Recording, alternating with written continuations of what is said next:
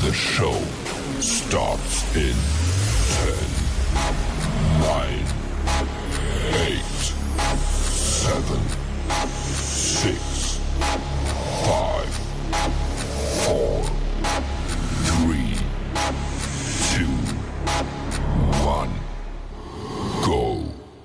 You're listening to the House of Cards on Facebook, YouTube, and BigPatriotRadio.com. All licenses for music and content have been purchased by or for the express written use of Big Patriot Radio Networks.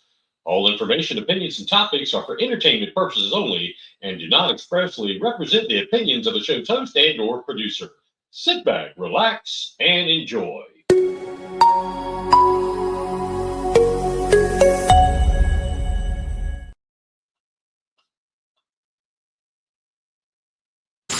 Introducing to you. You're on House of Cards. Live on Facebook and YouTube. It's going down. Locked and loaded with the truth. And good evening, everybody. Good evening. It is March 27th. Welcome into Beaufort County House of Cards. I'm your host, Mike Covert. We're coming to you live from the Big Patriot Studios in the great state of South Carolina. Glad to have you along with us.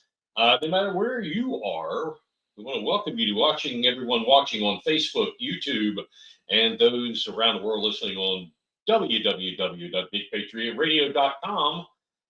Thank you. Thank you so much to those folks who've been with us since day one. We always want to say that first and foremost. I want to welcome you back, and to those that maybe this is your first time. We especially want to say thank you to those folks who have been doing a huge part, and we sincerely thank you for donating stars on Facebook. That's right. We have a goal every week. We're trying to hit 2,000 stars.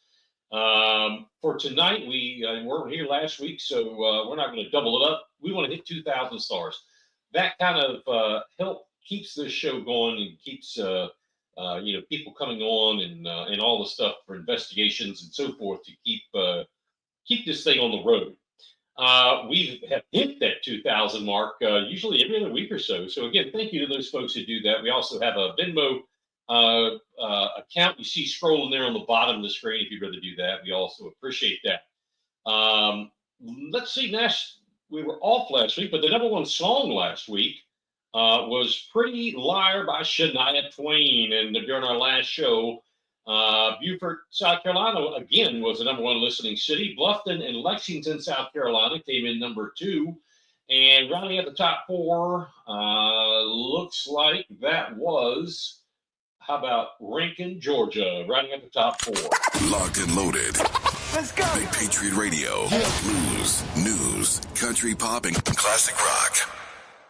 All right. On the last show we told you about a development that was in the planning stages in the Bluffton area. We're going to go back into that a little bit. We had some folks on here, the CEO of the development firm, and we also had retired Admiral, the epitome of a Top Gun fighter.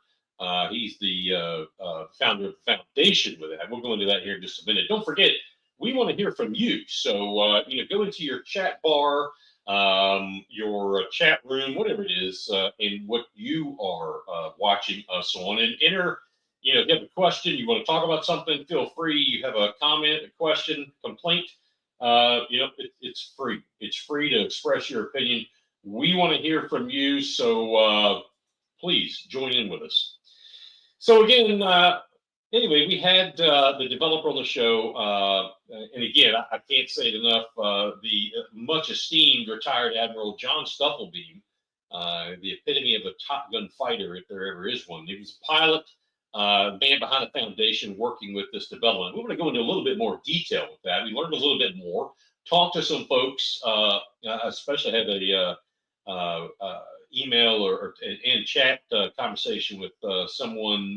They didn't tell me I could use their name, so I'm not going to name them, but they are in the know in this kind of stuff, and I trust what they have to say. We'll get into that a little bit. The central part of this story is the public benefit of it. That is really the central part. Yes, it's a development, some like any other development, but there's a public benefit. Now, you may or may not know that in Beaufort County, anytime there is a development, there has to be a public benefit, i.e. affordable housing, workforce housing, whatever you want to call it, there has to be something that's carved out and to help with the problem of the service teachers, fire, mechanics, fill in the blank, not being able to afford some of the extremely high cost of living that we have here. And again, all developments have to have this public benefit. Now, this particular case, this Mosaic development, through conversations with county council themselves, county council, 6 members meeting alone, all said that there wasn't enough juice in this squeeze, come up with something different. So while you have people like Tab Tabernick saying that, well, they're trying to buy us off by, she didn't use those words, by coming up with some kind of veterans housing, and that wasn't ever before. Well, pump the brakes there, because it was you and 5 others who said, you need to come up with something different. Well, they came up with something different, and now you want to go against it. And we brought the receipts tonight, so I hope everybody is strapped in. We reported, when other outlets were afraid to do this, that again, Vice Chair Anna Tabernick, during a Natural Resources Committee meeting from County Council, she said, or she voted no, because she doesn't want any more traffic in her district, District 6. That is saying, as we read the transcripts, we've looked at it, that is saying you're choosing vehicles over veterans, period. Now, you can make that comment that my people don't want any more traffic in our district, and we're saying no to any more growth. You're saying no to veterans in this particular instance. You are choosing vehicles over veterans. But when you come back and say, but I support veterans more than anybody, and I have family that's in police, and I back with blue, that's almost a slap in the face of a veteran. Tabernick can claim it's out of context or whatever, and what it really is a dereliction of the oath of office. And she knows this. The development was to bring a certain number of housing units, and in that was 20 to 30 veterans affordable housing units inside the same development for wounded and or disabled veterans, and they included first responders in that. 24 of them, I think it was, 20 to 30, somewhere in there. Now, I want to remind County Council that it might be a good idea for them to take a look at a set of documents that's called the Beaufort 2040 Plan and the County Comprehensive Plan.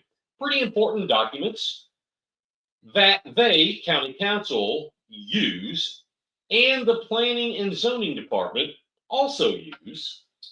Altogether, all those bodies use them as a governing document and a guiding document.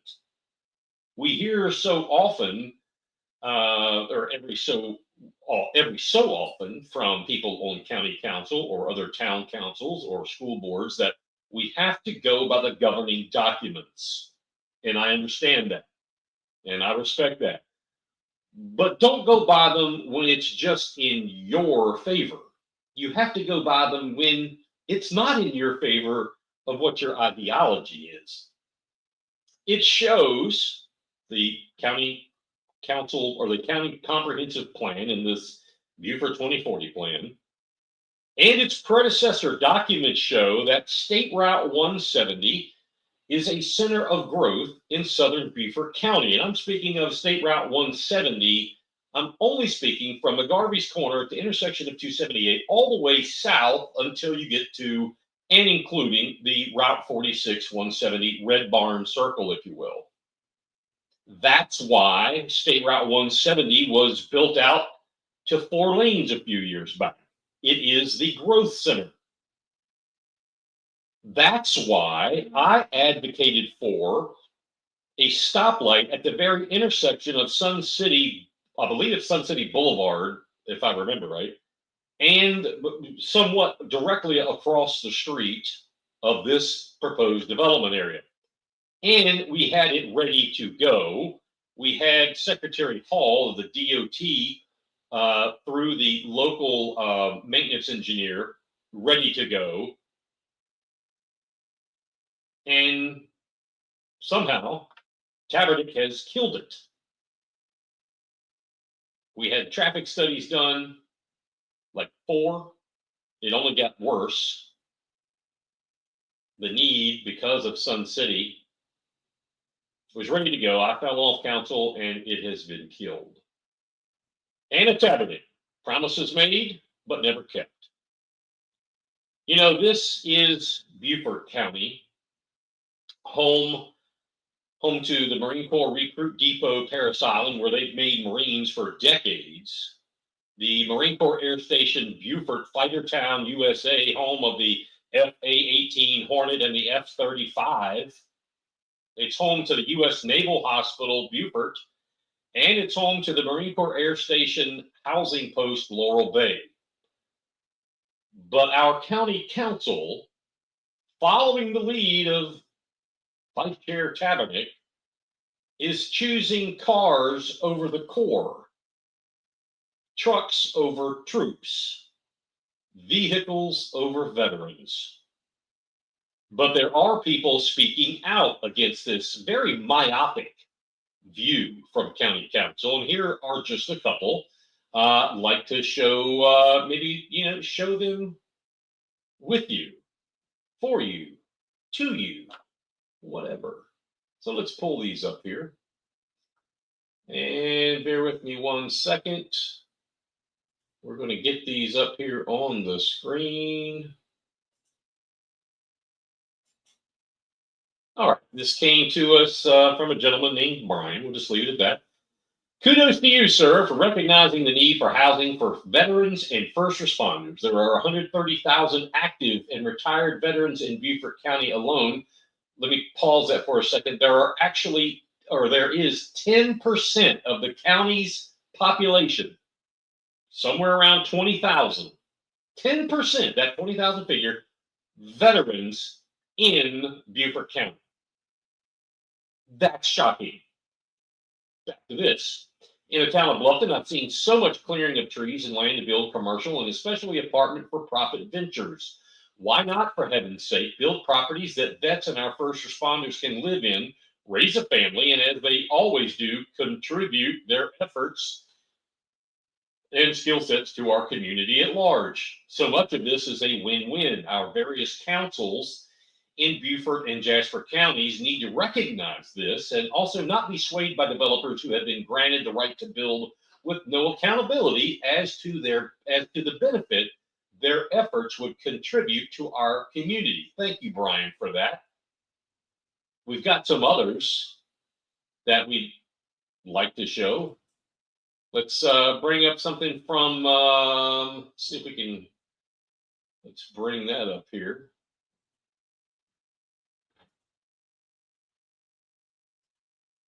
This is from Donna and Julie had a conversation. Donna said, despite all of the above, there is one sure thing. We as a country do not treat our veterans the way they should be treated. That is what is shameful. Response was, Donna, I agree. We have too many veterans who have no affordable housing. Well, there you go, Julie. I couldn't have said it better myself. We have too many veterans that don't have affordable housing. There was even a citizen who reached out to Anna Tabernick. The citizen reached out to her to give her a dose of her distaste of what she was doing with saying no. I'd like to read and show you this email. Now, the young lady who put this out, there we go, did not give me the approval to use her name other than I could use this, so I have blocked it out. Anyway, this is the response from Anna Tabernick, County Council Vice Chair. Good afternoon. Thank you for reaching out to me. Forgive me for the delay in responding, but I've been in meetings. There are many reasons I could not support the Mosaic Project. It's not that I do not support veterans. I do stand with all veterans. Again, and this in red, this is my comment. Obviously, that is false. She went on to say that her dad and 2 brothers served her country. Thank you, gentlemen, for that.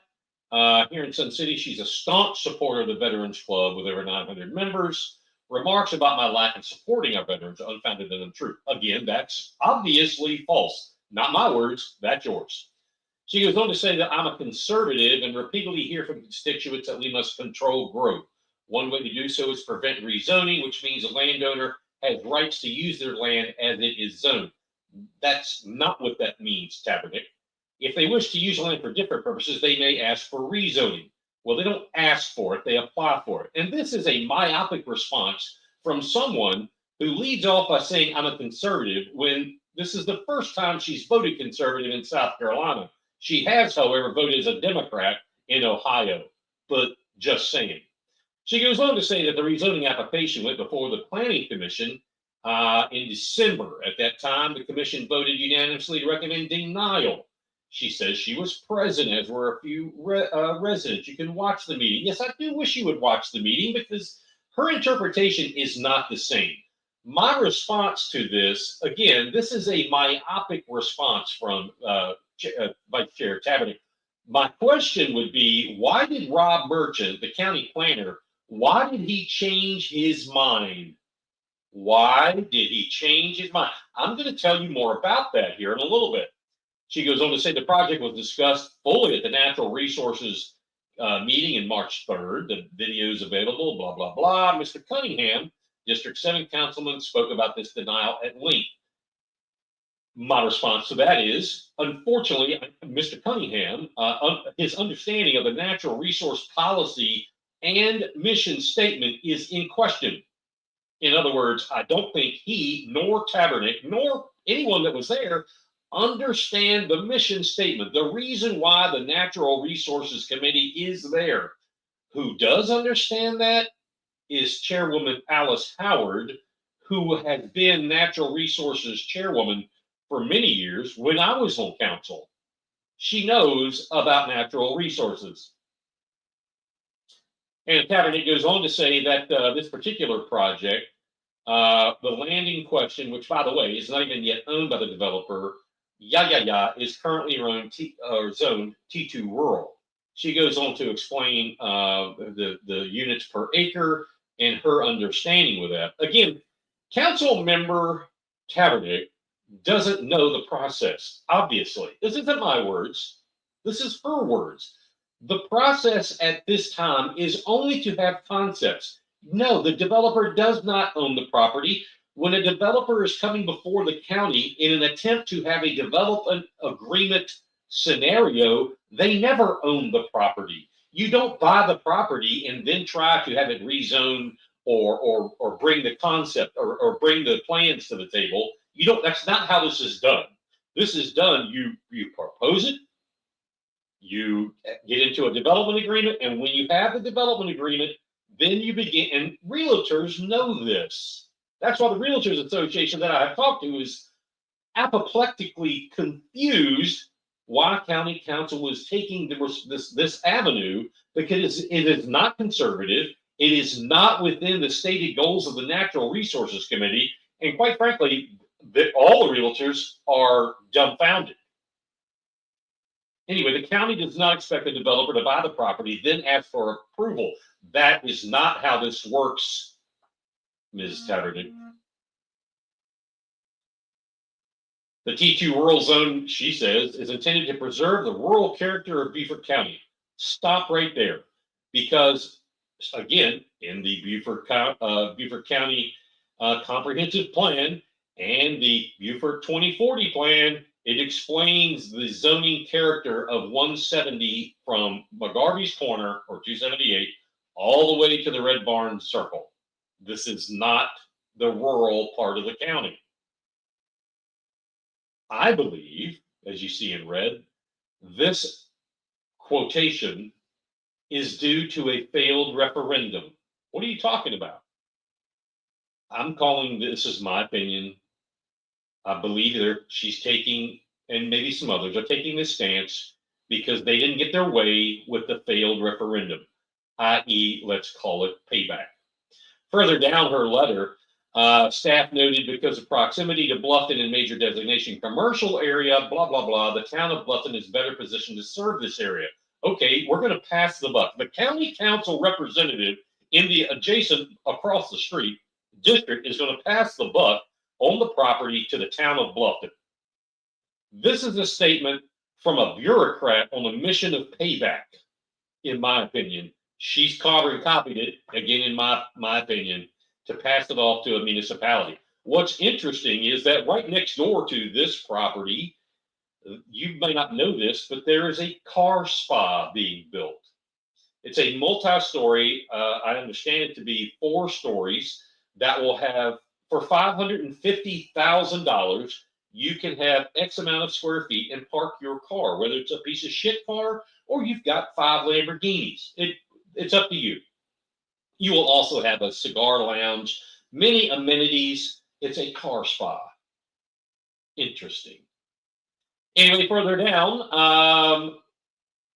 Tabernick says she personally met with a developer and discussed this, and etc. At that time, he made no mention and had no thought of including any veteran housing units. You can read that while I'm talking. Anna, you must have amnesia. Let's state the facts from all 6 of the county council members, because you knew, you and the other 5 said, I like it. And I quote the people that were there. I like this, but my fellow council members won't like it. You've got to sweeten the pot. She says designating less than 10% of the units to be available for veterans, first responders was minimal on our view and did not counteract the other issues. Interesting how the story changes. You see, there's 5 things that Councilwoman Tabernick put on here that are factors of supporting denial. And it goes from traffic and PUD and Sun City and population, etc. We have debunked all this. We're going to show you tonight how we debunked all this and give it to you. There are county council people watching, so hopefully you'll take notes. Ms. Tabernick, I hope you will be taking a lot of notes. Maybe you should not be trying to extort the voters and do your job. What do you mean by that? We'll tell you about that. Anyway, she goes on to say here at the end, however, my responsibility as a council person is to represent my constituents and work in the best interest of the county as a whole.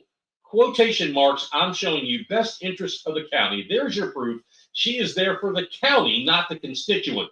A representative of the people does not, should not, and if they're honest, they will not think that they are having to act in the best interest of the county. They don't serve the county, they serve the people. Finally, she says, we have no desire to increase density in the area. That was the primary reason for denial. Again, myopic and lax understanding of growth, both good and bad. That's all I have to say about that. We'll go back up here and we'll take that off the screen. So there you have an email from Dr. Tabernick. I had the pleasure, this week to chat over email with a good friend. I was telling you about it earlier, someone who is wise to planning and zoning and actually has the experience in that field as well as inside Beaufort County, among other places. They shared with me, and tonight I'm going to share with you the real truth behind this and other types of developments. Let's pull that out here. But specifically on this one, and how Anna Tabernick, Logan Cunningham, Alice Howard, and others have made, in my opinion, and others in the planning world, in various development worlds, the veteran and military worlds. They have made a colossal mistake in their vote. I call it bringing the receipts, ladies and gentlemen. So here we go. Here are the receipts to all this trash. People have tendencies to attack four things when it comes to developments. I'm specifically talking about this one, but in general, you hear this ad nauseum. It's on a rinse and repeat cycle when people talk about developments. The four things that they bring to the table are traffic, schools, environment, and affordability. You understand that? Does that make sense? The four things they bring up: traffic, schools, environment, and affordability. If they can get those 4 pain points, they can pretty much turn anybody off. This is a playbook. We'll go to that later. This is a playbook from somebody from long ago, and these folks call themselves conservatives. Anyway, let's debunk these. Number one, traffic. These housing units, I believe some of them are called mansion apartments for some. Of these units actually generate less trips per day than single family developments, houses. The trips per day, that's a real thing. That is a calculable measurement tool for traffic study. This is even more so in this Mosaic development, since they had their own transportation system that would take veterans to medical appointments, to errands, etc. Apartment dwellers have less vehicles per household than single-family households. That is data the county has, the developer has. It is a traffic engineering normal, usual, customary. That's a thing they go by. When it comes to the number of vehicles, there's less per household in an apartment dwelling or multifamily than there is in single family. Next point, denying multifamily projects for the sake of stopping growth. That's the number one thing we have seen, by the way, from people on Nextdoor on all projects. Nextdoor, it's been actually kind of funny listening to this. We have to just stop growth.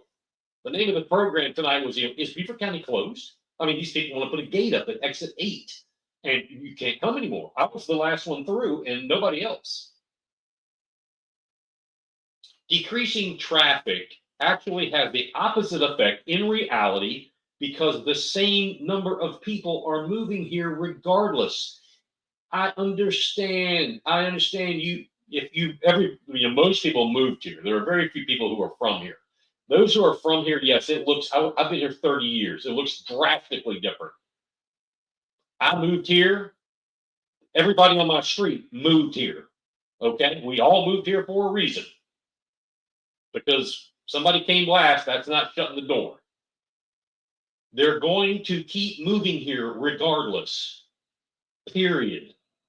If you honestly and actually think that you can stop people from moving here, you are so sadly mistaken, because that is not going to happen. We talk about all the time that Sheriff Tanner and different police chiefs and different entities, we don't want to talk about there's a drug problem or there's a trafficking problem, because that might damage the image. Let me tell you, tourists haven't stopped. They ain't stopping. People aren't stopping moving here. Quit lying. Quit lying. Anyway, denying development where they shop and or work forces, and if you think about this, that forces those people to live further out and travel longer distances and stay on the local roadways longer. That exacerbates congestion and infrastructure deterioration. How often during the week do you hear business owners, Chamber of Commerce officials, some political leaders, we're losing people on Hilton Head. The workers can't live there. We got to find some way. We're having to bring them in an hour and some 2 hours away to work. Well, that's what created the workforce housing, affordable housing idea. Okay, many municipalities and counties are working on that. Here's one that uses the veteran idea. Then you've got people that can get the ball rolling, at least to the next level, and they stop it because of myopic and uneducated reasons. And they are forcing the exacerbation of congestion because of their myopic reasons. You see, instead of Tabernick and her view, the facts of forcing development farther away from services leads to sprawl. Isn't that what you, and I'm speaking to you, Anna Tabernick and Alice Howard and Logan Cunningham, isn't that what you want to eliminate is sprawl? Yes, the answer is yes. We want to eliminate sprawl. So then quit this.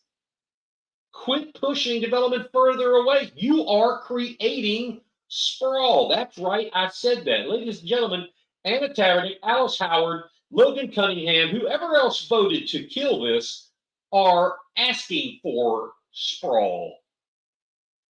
This development was looked at by county traffic engineers and the developers, hired by themselves, traffic engineers, both of them.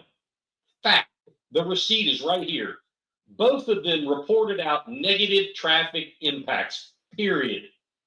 Nobody's asking Anna Tabernick or Alice Howard about that. Well, why is your county engineer and the developer engineer on the same boat, so to speak, when it comes to traffic?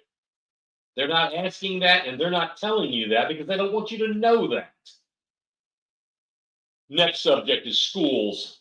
Multifamily projects, and especially Mosaic's project, have fewer school-age children than single-family developments. This is a fact. It's a receipt and is another calculated measurement tool used by land planners, traffic engineers, etc. In fact, it generally takes 100 multifamily units to equal the number of children in 33 single-family dwellings. You want to add to the school system load? Then build just houses, single-family houses. That'll put kids in the seats.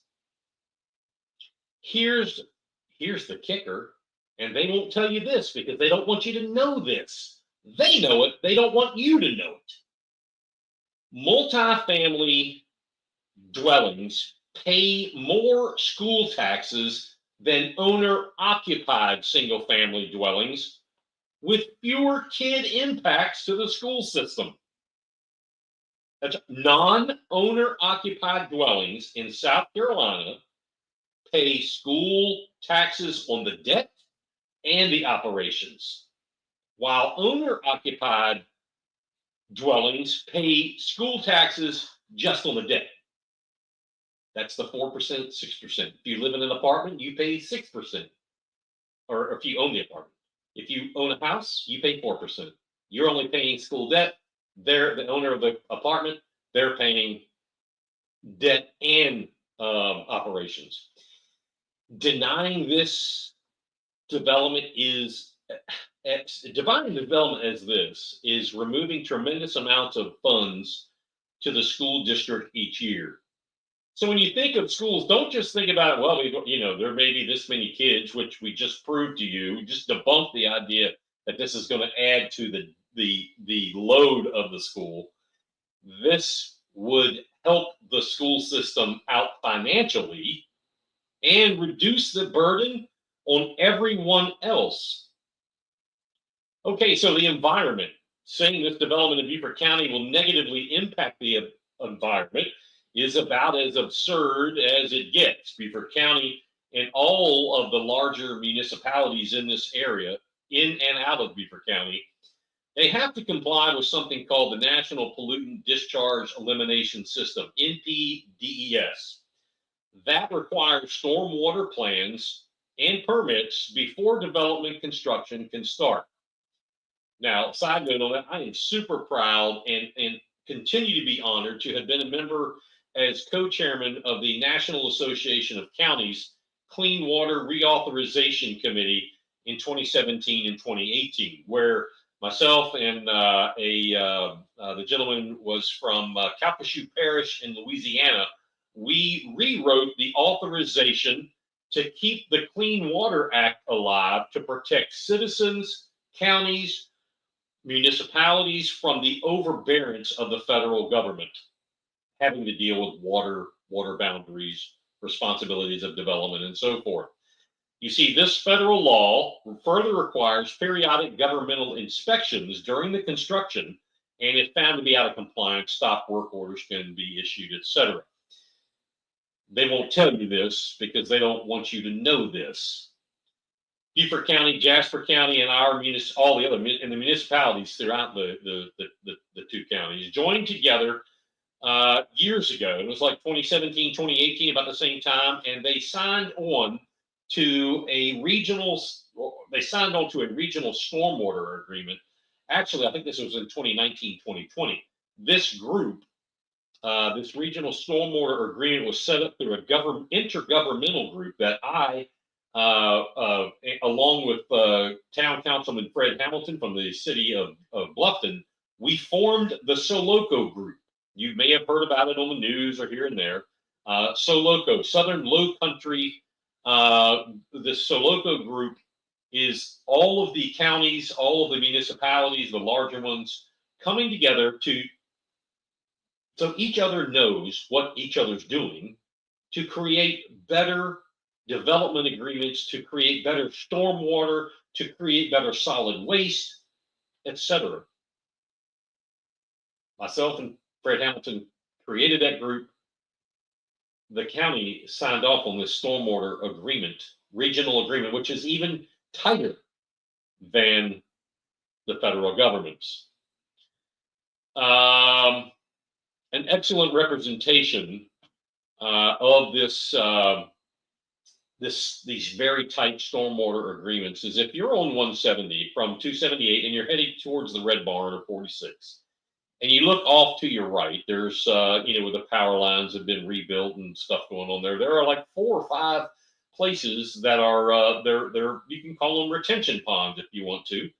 They have like fences around them, and you'll, if you haven't noticed them, take a look and you'll see them. There's 4 or 5 of them as you go south.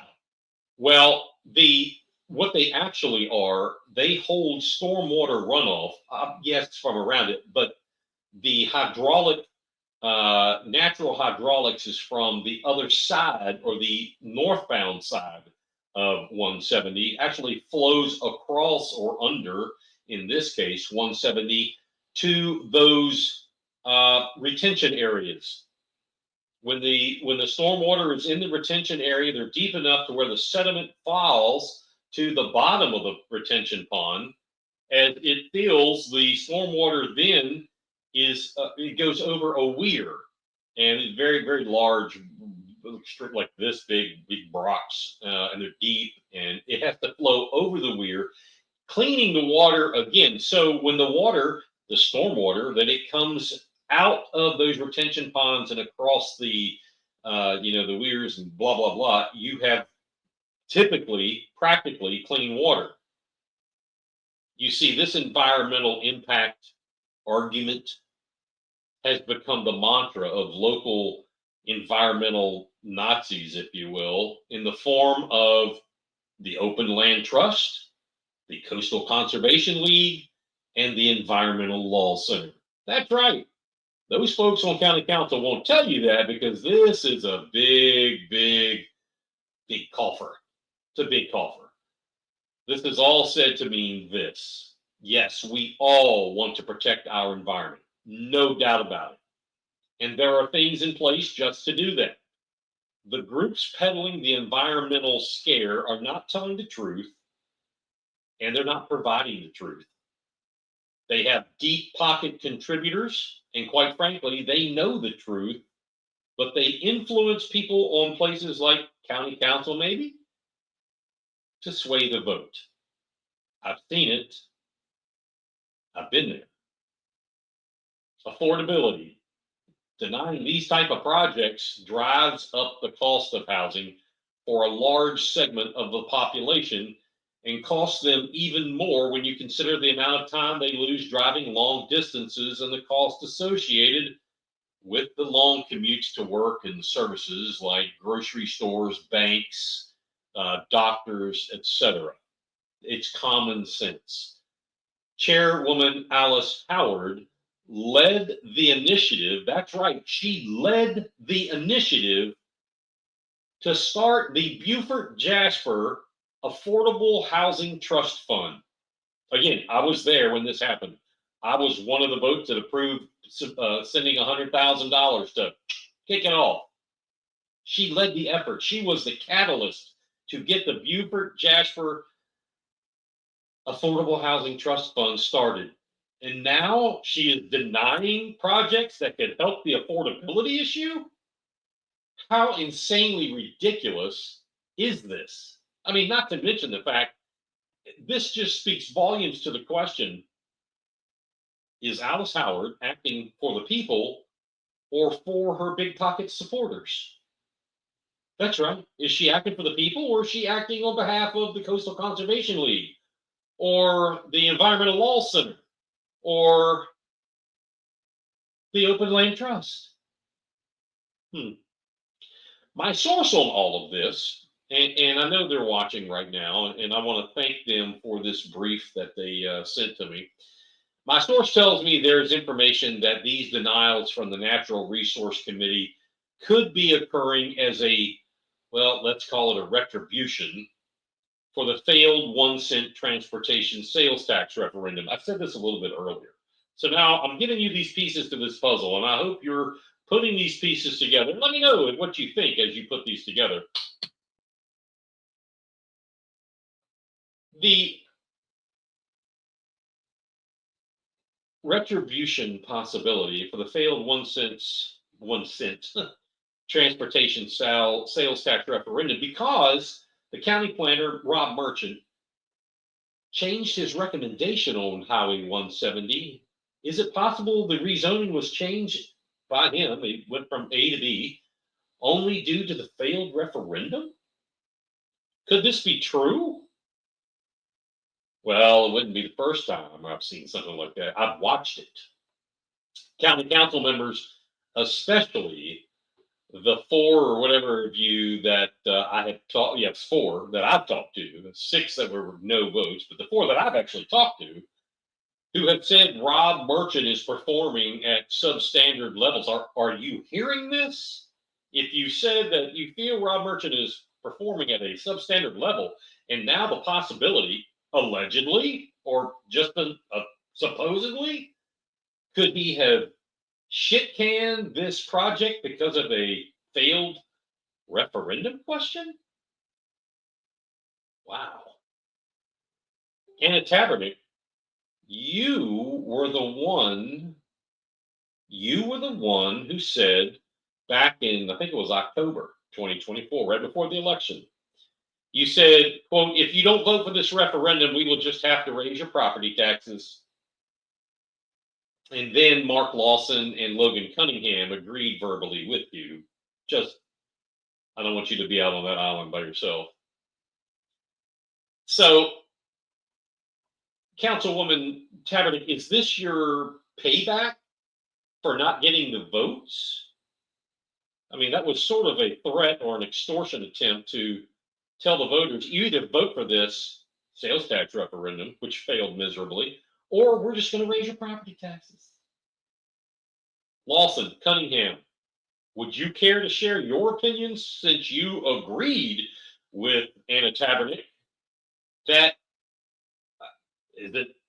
can only be defined, as some of the legal experts I've talked to, that a type of extortion of the citizens by threatening to raise their property taxes is this your modus operandi, gentlemen? We want to know. As I've said before, don't bullshit the people. Just be honest with them. We can handle bad news. Just tell us. So anyway, the facts are, with the reference to the Mosaic development, don't want to get sidetracked. The Mosaic development with veterans housing, A, traffic impact is negative to the point where it would actually help traffic. B, Environmental impact, negative. C, school impact is a positive from a tax-paying avenue and negative from children needing schools avenue. D, affordability impact is positive as these veteran housing units would be eligible for up to 100% housing assistance based on LMI needs per the foundation of Admiral Stufflebeam. Someone on a side note, asterisk, someone on next door had made the comment, well, we don't know if we haven't vetted this foundation.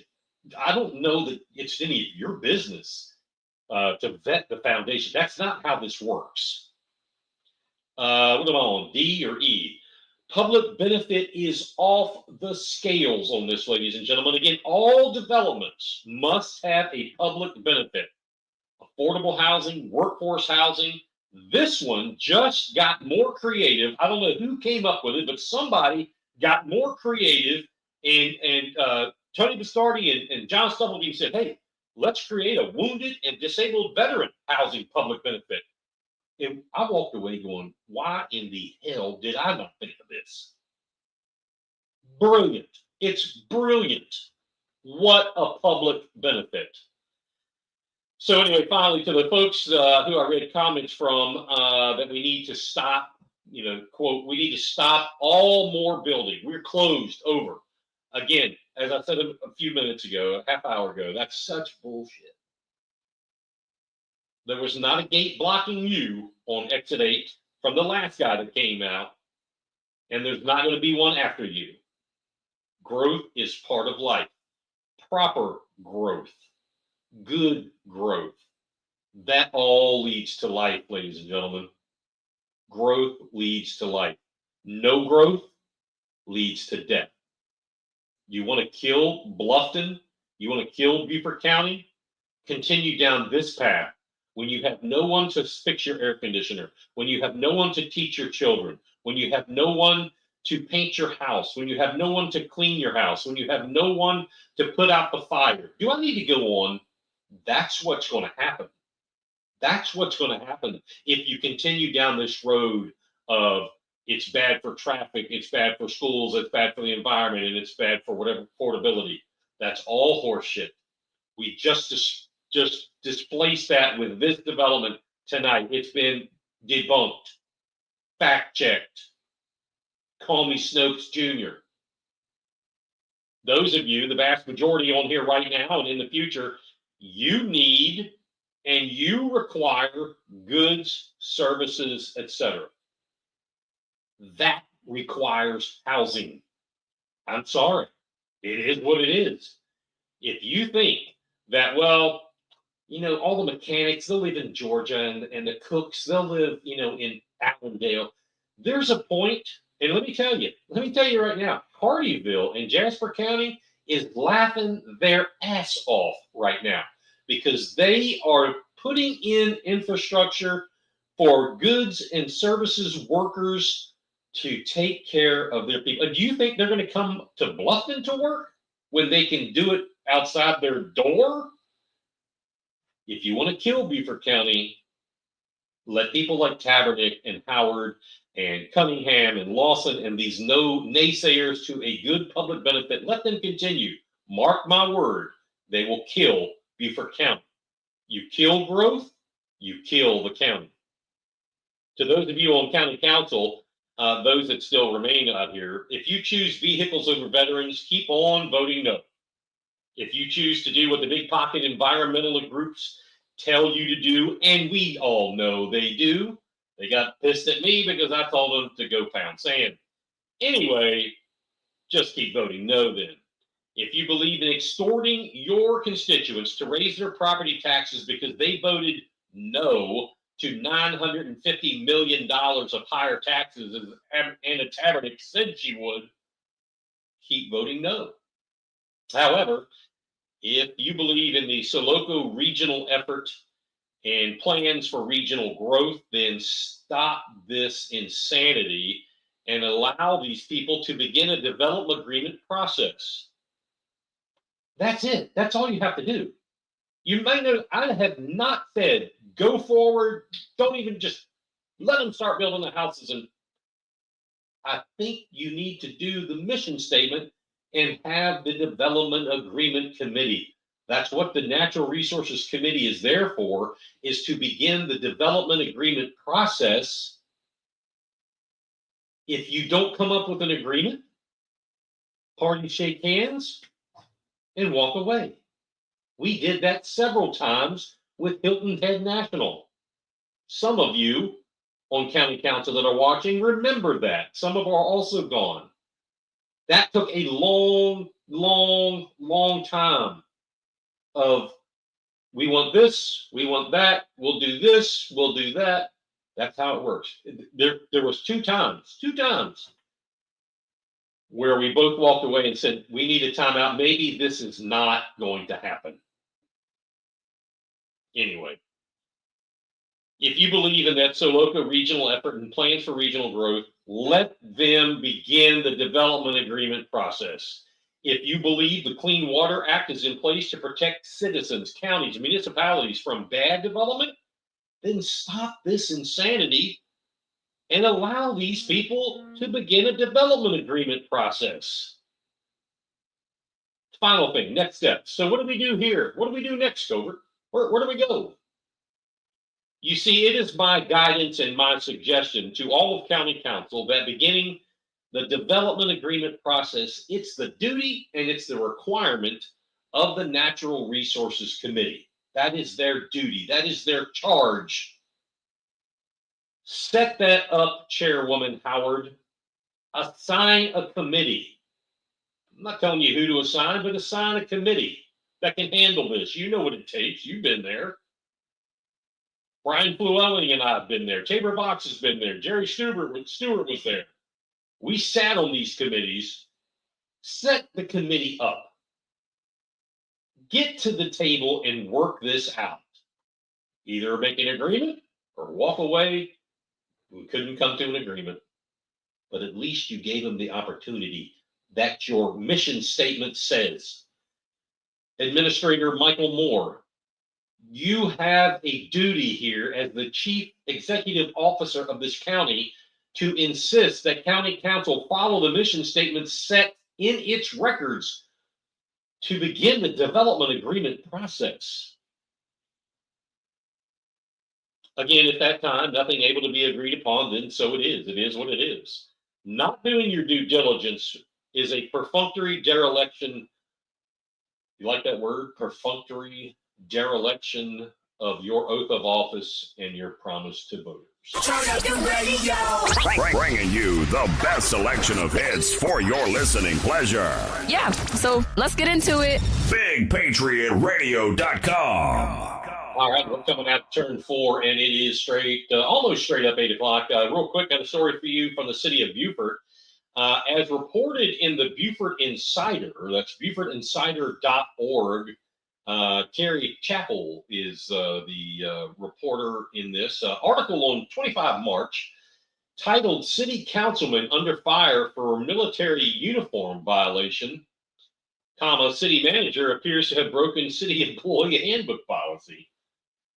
On 11 March, city resident Patrick Canning spoke at citizen comments about Councilman Mitch Mitchell and City Manager Scott Marshall and the pains he felt were caused by both men. Manager Scott Marshall was in Canning's speech about his recent partisan political activism against President Trump. And I think we may have, let's see if we have a copy. I'm pretty sure, yes. I'll put this up so you can take a look at it. It's actually kind of funny. And lo and behold, they used some of your hosts' information. So let's go up here. There's the article. And thanks again, Terry Chappell, BeaufortInsider.org. Great article. Anyway,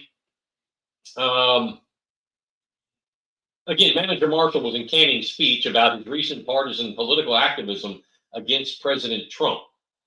This is screenshots that I had on social media where I put it in red, and then down here Big exclamation point. Anyway, this Facebook post by Marshall that, again, we originally shared, he called Trump where is it? He called him a bullying thug. And down here, he says, I hope the ghosts of Lincoln and Reagan choke him in his sleep. Canning made comments that he felt this was, people could, feel this way. And he didn't feel this way, though, that it was like a euphemism, but rather voicing his personal hatred and contempt for the president. Canning also asked whether this is the behavior of the city manager felt for the city residents who support Trump. And he asked, should we expect that he, Marshall, would have a personal bias against others in our community, end quote. According to the city's code of conduct, Canning indicated Marshall clearly violated this policy. Chappell also reported, this is Councilman Mitch Mitchell, she also reported that Canning took exception with Councilman Mitchell wearing his military uniform during a political protest.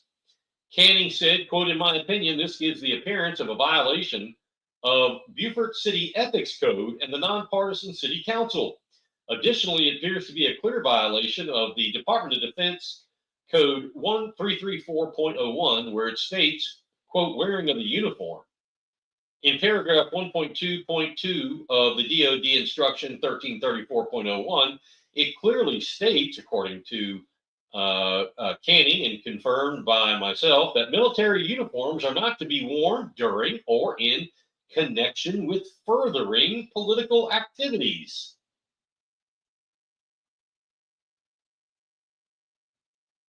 I lost my, now I have written this down. So I looked into this, as I said, military code policy.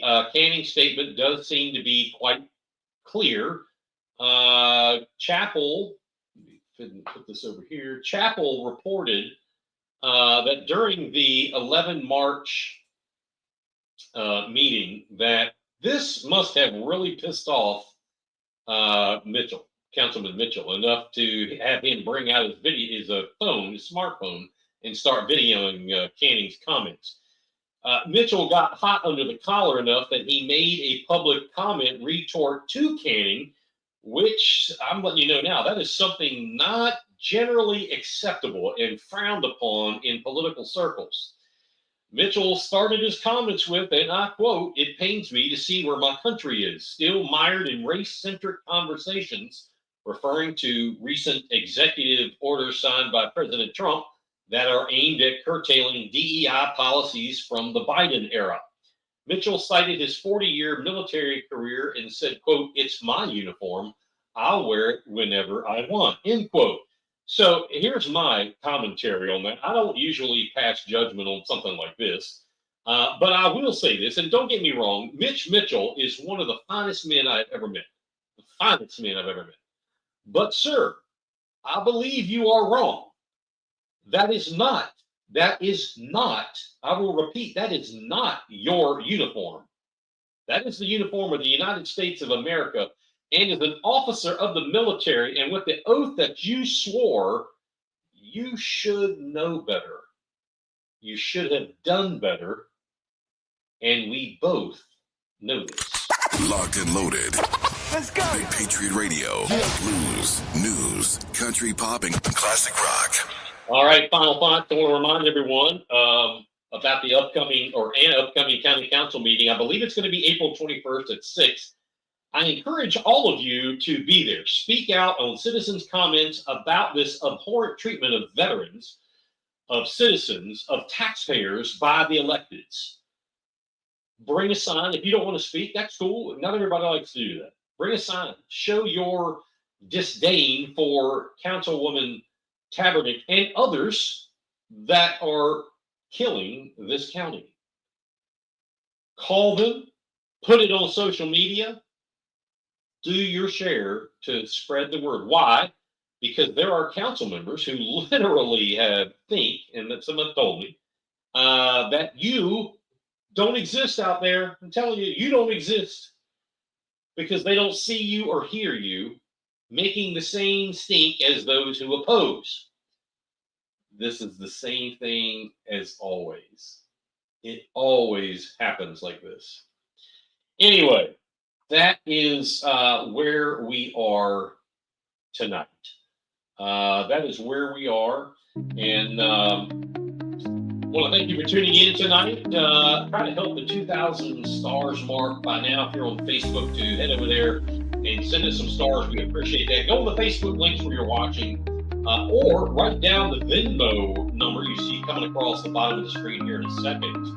Your generosity helps bring and keeps bringing in news stories and investigating them as well.